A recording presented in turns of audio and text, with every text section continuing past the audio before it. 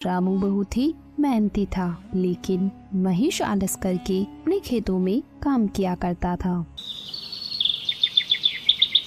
अरे वाह रामू, मैंने सुना है इस साल तुम्हारी बहुत ही अच्छी फसल हुई है। हाँ काका, इस बार मेरी बहुत अच्छी फसल हुई है। फसल बेचने पर मुझे बहुत अच्छा मुनाफा होगा। बेटा, तुम्हारे खेत में कुल कितनी बोरी फसल हुई है? काका, 5 एकड़ जमीन पर कुल 150 बोरी हुई है। ठीक है काका, चलो अब मैं चलता हूँ, मुझे आज अनाज को बेचने के लिए जाना है। ऐसा कहकर रामू वहाँ से चला जाता है। तभी थोड़ी देर बाद महेश भी वहाँ से अपने खेतों की ओर जा रहा था।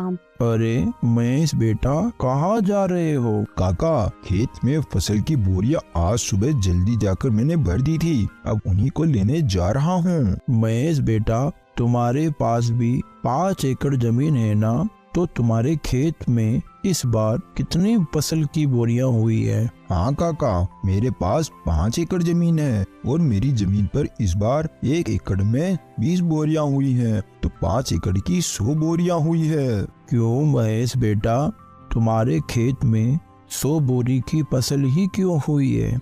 तुम्हें पता है तुम्हारा दोस्त जो रामू है, उसके पास भी 5 एकड़ जमीन है।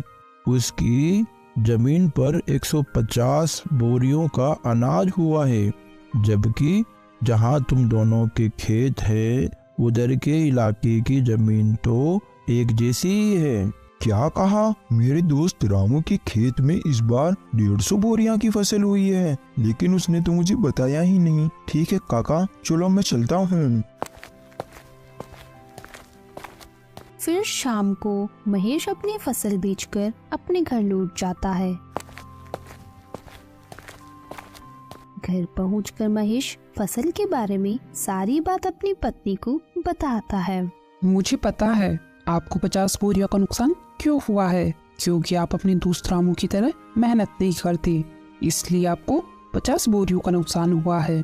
क्योंकि आपका जब मन होता है आप जब भी खेत जाते हो, और अगर ऐसा ही रहा तो कैसे चलेगा? अरे तो भाग्यवान, इसमें मेरी भी क्या गलती है? मुझसे जितना होता है मैं वो सब कर लेता हूँ। अब मुझे तुम ही बताओ, मैं इसके अलावा क्या करूँ? आज आप अपनी जमीन को बेच दो और रामू के पास वाली जमीन को खरीद लो। अगर रामू की जमीन 5 एकड़ है तो आप भी पूरी 5 एकड़ जमीन को खरीद लो, और रामू से कहो कि अब अपन दोनों पूरे 10 एकड़ जमीन पर साथ मिलकर काम करेंगे, और जो भी मुनाफा होगा दोनों बराबर बांट लेंगे। हाँ, तुम ये बात बिल्कुल सही कह रही हो। मैं कल ही रामू के पास जाकर इस बारे में बात करूँगा, और मुझे जहाँ तक पता है रामू मेरी इस बात को टालेगा नहीं। फिर अगले दिन सुबह होने पर महेश अपने दोस्त रामू के यहाँ जाता है।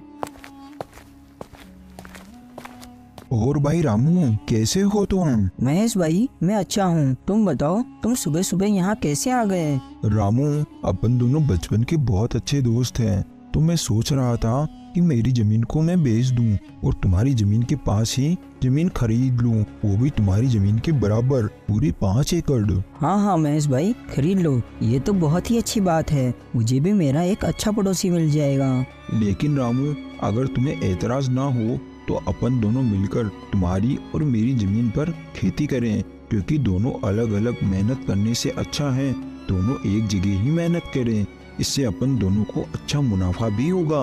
हाँ हाँ महेश भाई, मुझे इस बात से कोई एतराज नहीं है। चलो अपन सेठ मनीराम के यहाँ चलकर जमीन को खरीदने और बेचने की बात करते हैं, क्योंकि मेरे खेत के पास की जमीन सेठ मनीराम की है। फिर दोनों सेठ मनीराम के पास चले जाते हैं। सेठ जी, रामू के पास वाली जो जमीन आपकी है, मुझे उस जमीन को खरीदना है। तो खरीद लो, हमने कब मना किया है, लेकिन जमीन खरीदने के लिए पैसे लेकर आए हो? दरअसल सेठ जी, बात ऐसी है कि मैं अपनी 5 एकड़ जमीन बेचना चाहता हूँ और रामू के पास वाली 5 एकड़ जमीन खरीदना चाहता हूँ। तो खरीद लो, मुझे कोई दिक्कत नहीं है, लेकिन मेरी जमीन के बदले मुझे तुम्हारी जमीन और 5,000 रुपए चाहिए। लेकिन सेठ जी, मेरी जमीन भी तो 5 एकड़ की है और आपकी जमीन भी तो 5 एकड़ की है, तो फिर आप मुझसे 5,000 रुपए और क्यों मांग रहे हो? देखो भाई महेश, जमीन की समय के हिसाब से कीमत होती है। अगर तुम्हें लेनी है तो 5,000 रुपए दे दो, वरना कोई बात नहीं। ठीक है सेठ जी, चलो आप 5,000 रुपए और ले लेना, लेकिन आपकी वो जमीन मुझे दे दो। फिर महेश सेठ मनीराम से उसकी जमीन खरीद लेता है। फिर ऐसे ही कुछ दिन बीतने के बाद सुनो भाई महेश, हमें कल से खेतों में हल चलाना होगा, इसलिए कल सुबह तुम तैयार रहना खेत जाने के लिए। अरे यार, हल चलाने में तो बहुत मेहनत लगती है, बैल के साथ साथ पूरे खेत में चलना पड़ता है। मुझे इस काम से बचने के लिए कोई ना कोई बहाना तो बनाना ही पड़ेगा। अरे सुनो भाई रामू, आज मेरी पत्नी के पिताजी का देहांत हो गया है और मुझे 12 दिन के लिए उनके वहाँ जाना पड़ेगा, और अगर मैं वहाँ नहीं गया तो अच्छा नहीं लगेगा। हाँ महेश भाई, ये बात तो सही है, वो तुम्हारे पिता समान है, तो तुम वहाँ चले जाना। तुम्हारे हिस्से का काम भी मैं ही कर लूँगा, तुम बेफिक्र होके चले जाओ। मुझे तो ऐसा लग रहा था कि तुम इस बात के लिए बिल्कुल नहीं मानोगे। तुम सच में मेरे बहुत अच्छे दोस्त हो। मैं 12 दिन बाद वापस आकर तुम्हारे साथ खेत में बहुत मेहनत करूँगा। फिर थोड़ी देर बाद महेश अपनी पत्नी के साथ उसके ससुराल चला जाता है,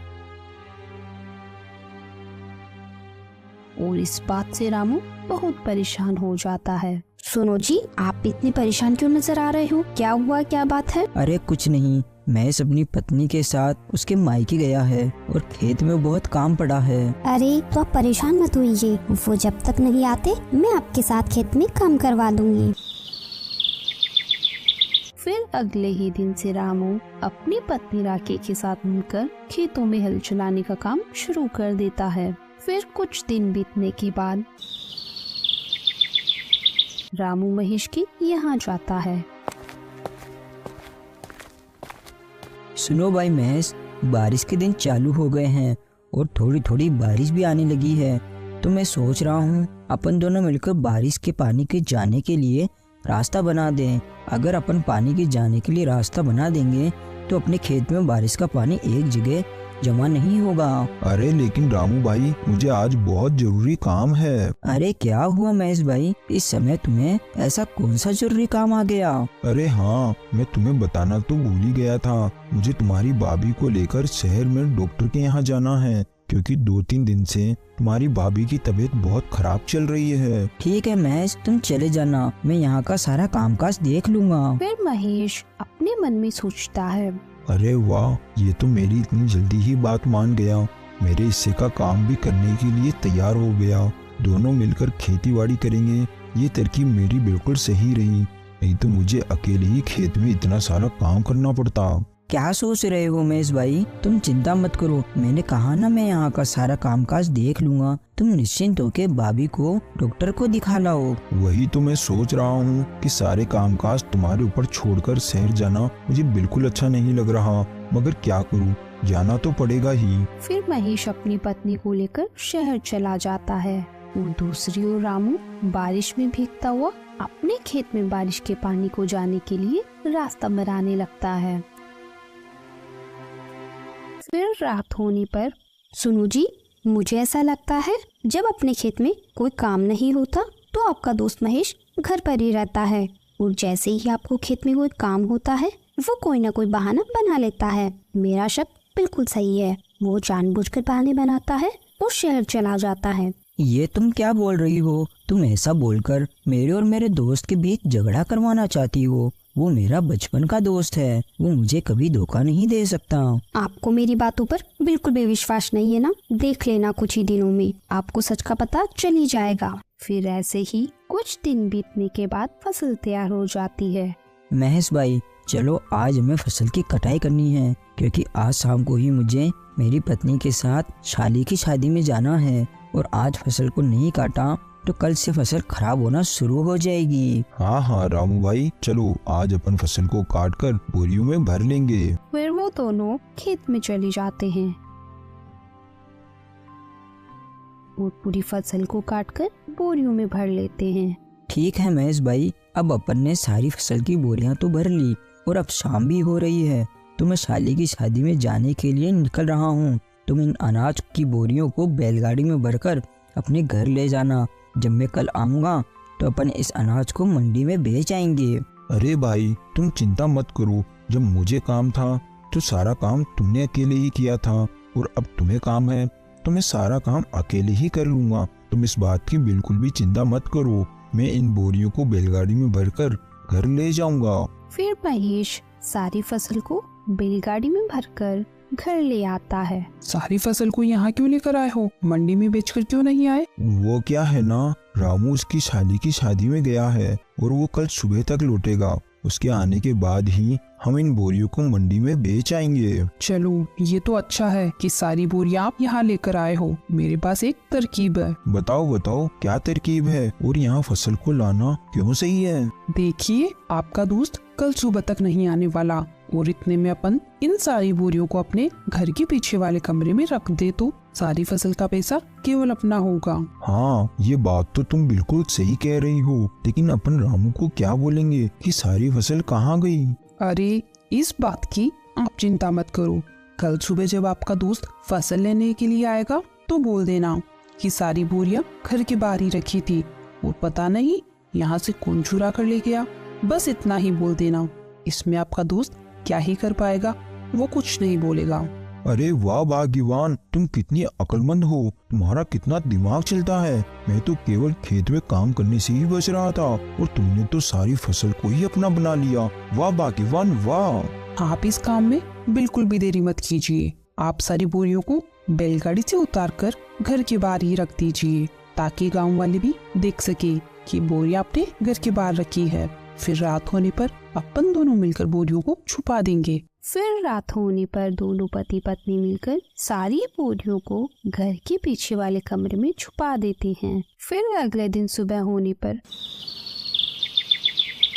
रामू महेश के यहाँ आता है। अरे महेश भाई, तुमने सारी बोरियां कहाँ पर रखी है? चलो आज अपन उनको मंडी में बेच आते हैं। हाँ हाँ रामू भाई चलो। फिर वो दोनों घर के बाहर जाते हैं। अरे बाप रे, मैंने अनाज की सारी बोरियां तो यहीं रखी थी, कहाँ गई बोरियां? अरे महेश भाई, तुम ये क्या बोल रहे हो? कहाँ पर है सारी बोरियां? मुझे नहीं पता, मैंने सारी बोरियां कल शाम को यहीं लाकर रखी थी। मैंने सोचा था कि यहीं से सारी बोरियां उठाकर अपन मंडी में बेच आएंगे, लेकिन अब क्या करेंगे, अपनी सारी बोरियां तो चोरी हो गई। क्या अपनी सारी अनाज की बोरियां चोरी हो गई? हाँ, ये चोरों का ही काम है, नहीं तो यहाँ पर रखी हुई बोरियां भला कौन लेकर जाएगा?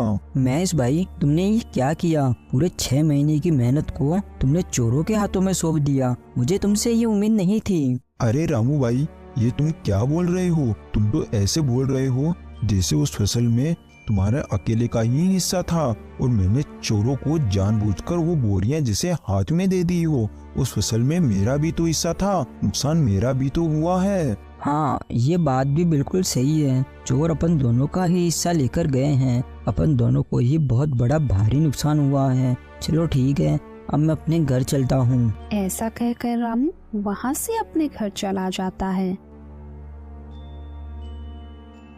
और जाकर चुपचाप बैठ जाता है। क्या हुआ जी, आप इतने उदास क्यों नजर आ रहे हो? क्या बताऊँ मैं तुम्हें। फिर रामू अपनी पत्नी को सारी बात बता देता है। अरे तो कोई बात नहीं, आप चिंता मत कीजिए, अभी खेत में काम करने के लिए काफी समय है। जब तक आप अपने घर के बाहर वाले आंगन में सब्जियां लगाकर उन्हें बेचने का काम चालू कर दो। हाँ, तुम ये बात बिल्कुल सही कह रही हो। मैं कब तक ऐसे ही हाथ पे हाथ धरा बैठा रहूंगा? घर बैठे रहने से कौन सा मुझे बैठे बैठे पैसा मिल जाएगा। फिर रामू सब्जियां लगाने के लिए अपने घर के बाहर के आंगन में खुदाई करने लगता है। तभी खुदाई करते करते उसे एक मटका दिखाई देता है। अरे, ये तो सोने चांदी से भरा हुआ मटका है। ये तो मेरा अच्छा भाग्य है। अगर मेरी फसल चोरी नहीं होती तो मैं कभी यहाँ सब्जियाँ नहीं लगाता और ना ही यहाँ जमीन पर खुदाई करता। अगर इसमें से एक सोने का सिक्का भी बेच दिया तो मेरी फसल के बराबर मुझे पैसे मिल जाएंगे। फिर रामू अंदर जाकर सारी बात अपनी पत्नी को बता देता है। ये सब भगवान की ही कृपा है, क्योंकि आप बहुत मेहनती इंसान हो। मेहनत का फल हमेशा मिलता ही मिलता है। और उधर दूसरी ओर सुनो जी, आज रात को अपन इस फसल को मेरे भाई के यहाँ ले जाएंगे और रात में वहीं रुक जाएंगे। फिर कल सुबह इस फसल को शहर में ही बेच देंगे। हाँ हाँ, तुम बिल्कुल सही कह रही हो, अपन ऐसा ही करेंगे। फिर रात होने पर महेश और उसकी पत्नी दोनों उस कमरे में जाते हैं तो देखते हैं उनकी सारी फसल की बोरियां खराब हो चुकी है। अरे ये क्या हो गया? अपन ने इनको यहाँ छुपाने से पहले ये तो सोचा ही नहीं कि अगर फसल को थोड़ी भी हवा नहीं मिलेगी तो सारी फसल खराब हो जाएगी। ये सब तुम्हारी वजह से हुआ है। जो अपन को अपने हिस्से में मिलने वाला था अब तो वो भी नहीं मिलेगा। चला गया अब अपने हाथ से सब कुछ। अब क्या करेंगे अपन दोनों? हमारा सब बर्बाद हो गया अब। तो दोस्तों, हमें इस कहानी से यही